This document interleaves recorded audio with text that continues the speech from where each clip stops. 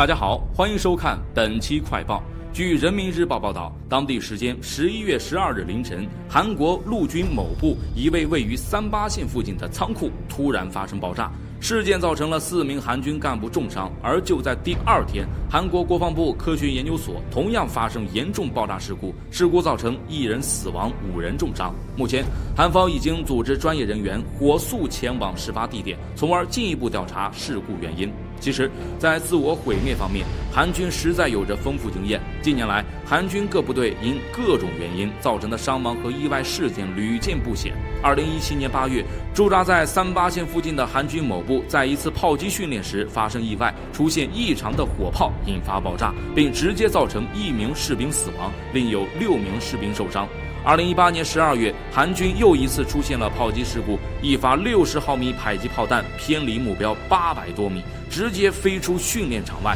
虽然事故并未造成人员伤亡，但仍引发了韩国内部的轩然大波，多名军官遭到严厉处分。然而，今年5月，韩军的一次迫击炮训练再次出现意外，并引发山火。大火被扑灭时，已有多达3万平方米的山林被在大火中烧毁。如今再次发生自爆事件，而且还是2连发，恐怕韩军自己都快习惯性自爆了。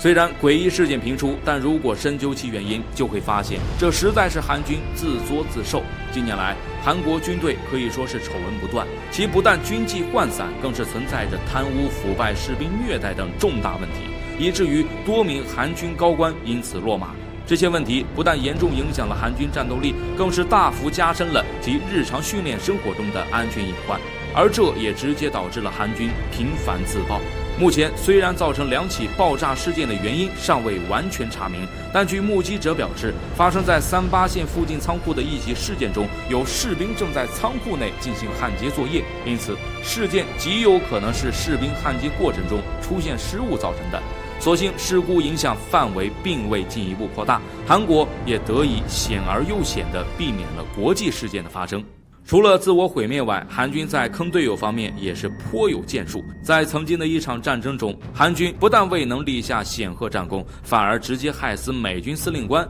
美军和韩军之间究竟发生了什么？韩军为何当场害死美军司令官？是军队内部出了间谍，还是另有隐情？小彬彬通过多方查询，终于得知事情真相，但在这里不方便说。小彬彬把它放在了公众号上，感兴趣的小伙伴可以在微信搜索诸葛兵，关注公众号，回复韩军查看幕后真相。